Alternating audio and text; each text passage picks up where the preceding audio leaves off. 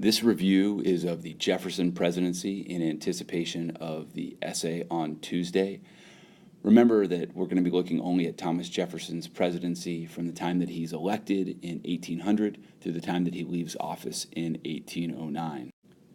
Now, it's important to remember about Thomas Jefferson that he actually ran in 1796 for president against John Adams. Again, that was Jefferson as a Democratic Republican against the first official Federalist, John Adams. In that particular nasty election, John Adams won, but Thomas Jefferson got second, so awkwardly he became the Democratic Republican vice president to Adams' president. Now, as the Adams term is going on, there is a bunch of anti-French hysteria, particularly towards the end of Adams' presidency, as we saw with the XYZ affair. Yet Adams did not take the country to war, which really pissed off a bunch of Federalists overall. And in the 1800 election, Jefferson is elected over Adams. Now, this is really important to understand because this is the first time in U.S. history that there is a transition from one political party to the other. Now, Adams was the only technical Federalist, although Washington can be seen, if you split him wide open, probably to believe in Federalist beliefs more than Democratic Republican beliefs. But this peaceful transition of power from one party to the other without bloodshed is momentous, particularly in regards to what is happening in other countries around the world. That being said, Jefferson does refer to it as a revolution, not the type of revolution we saw with heads off in France, but the type of revolution in that there are going to be new ideas brought into the White House. And in many ways, Jefferson believes that he is the standard bearer for many of the ideas of the original American Revolution back leading up to and in 1776, which makes total sense because Thomas Jefferson was the one who wrote the Declaration of Independence. So for him, this election in 1800 is not only a chance to bring the Democratic-Republican ideas back into vogue or perhaps into official power for the first time, but also to sort of capture the spirit of those that fought against the elite and oppressive British way back in 76. Now, inasmuch as Jefferson said that he would make major changes, it's really important to consider what he did change and what he didn't change. So if we go back to looking at that political cartoon of Mad Tom in a rage with the devil behind him, it looks like he would pull down the entire federal government infrastructure that Washington and Adams had built. And that's only partially true. Yes, he did get rid of certain parts. He got rid of the whiskey tax, which was particularly injurious to the type of farmers that he represented. Got rid of the tariff, which, of course, he felt benefited manufacturing over farmers. He reduced the size of the military because he believed that if you have a military during peacetime, it can only be used against the people. And really, he got rid of the idea that Hamilton had put out there that debt is good. Hamilton said, this will benefit our country. Jefferson said, absolutely not, as this will cause the country to have to raise taxes to get this money, taxes that he felt would be particularly harmful to the people. If you go back, this was Jefferson who'd fought essentially against such ideas when they're fighting against Britain. Now, what did he keep? He did keep Federalists in office, which is important because if you think about his inaugural address where he said we're all Democratic Republicans, we're all Federalists, what he was saying was we can't let this party strife divide us. We have to stay unified. So the fact that he kept Federalists in office was a big deal. But biggest of all, he kept BOTUS. And the fact that he kept BOTUS is very interesting because there was no greater critic of the idea of BOTUS and the idea of strict construction, and that this should not be a federal power but instead of state power. And this was really his acknowledgement that BOTUS was in fact working, so why get rid of it? Yet in 1803, there's a really important Supreme Court decision that it technically has nothing to do with Jefferson himself. It has to do with his election. Now, as John Adams was going out of office, he'd already lost to Jefferson in 1800, yet Jefferson hadn't taken over in 1801.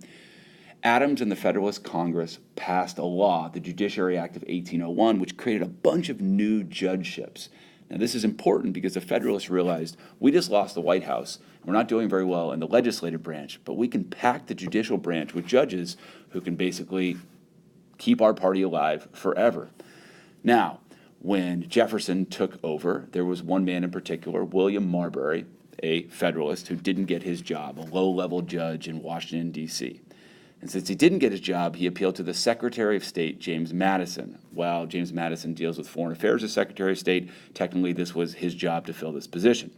James Madison, Democratic Republican, not wanting to help out the Federalists, said, no, I'm not going to give you your job. Now, Marbury then appealed to John Marshall, the Supreme Court Chief Justice, who was a Federalist. Marshall looked at the situation and said, technically the law permits me and instructs me to tell James Madison what to do to give this guy Marbury a job. Yet, Marshall was astute enough to know that if he told Madison to do that, Madison would refuse. And at that point, there'd be a problem, because it would show that the Democratic Republicans were stronger than the Federalists. And Marshall didn't want that. So instead, he took this one lemon and made it into giant lemonade, where he said, you know what? In the short term, I'm going to limit my own power by saying that the law that allowed me, Supreme Court Chief Justice, to tell the executive branch, which would be James Madison, what to do is unconstitutional. The big deal there is he declared a federal law unconstitutional. That is judicial review. And in doing so, he elevated the judicial branch, particularly the Supreme Court, up to the level of the executive branch and the legislative branch. Because not only could Congress now pass a law and the president sign a law, but the Supreme Court could actually declare any law unconstitutional. This is a huge move, and it sets a tremendous precedent for the future, as well as keeping federalism power alive for all of John Marshall's term. The same year as Marbury versus Madison in 1803, Thomas Jefferson was presented with quite a challenge. The French had recently taken back New Orleans from the Spanish, and now New Orleans was of particular importance to Thomas Jefferson's Democratic Republican followers because they shipped all of their goods, their farm goods, down the Mississippi to New Orleans, where they warehoused them. That meant they left them in storage until the ships would come and take them out the Gulf, up the Atlantic seaboard to the East Coast, or over to Europe. Jefferson realized that when the French weren't allowing for the warehousing, that this was a problem. And he realized that he would need to really buy New Orleans, or he'd have to win it in a battle. Now, the problem was that the United States didn't have much of a military, thanks to what Jefferson had already done, so the only way he could really fight the French would be to get back in bed with the British, an idea he particularly loathed.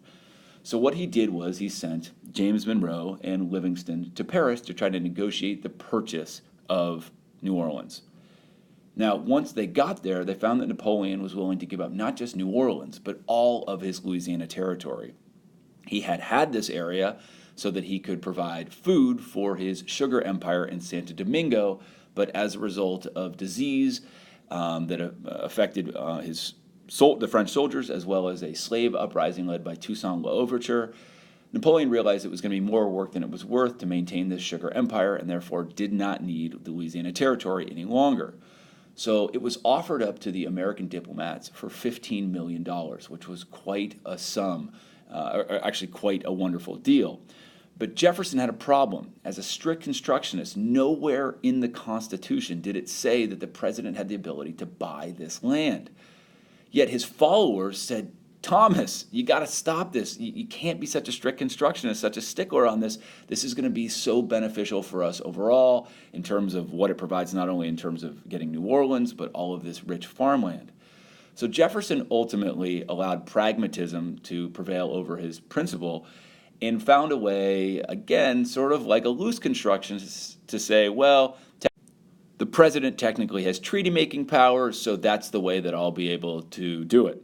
Now, the Federalists, as you can imagine, did not want this purchase of land, as it indicated essentially that the writing was on the wall, that their party, which had already lost in 1800, was really going to have the nail in its coffin. And so people like Alexander Hamilton presented arguments that took them from what they originally were loose constructionists to strict constructionists, and said, you got to find it in the Constitution. It's not there. The president can't do it. But the Democratic Republican Congress had no problem with it, so it was purchased. But as we saw in the sour grapes argument, Alexander Hamilton threw himself a pity party that actually turned out to be pretty accurate, when he made claims such as, well, how are we going to deal with all the Native Americans that are there right now?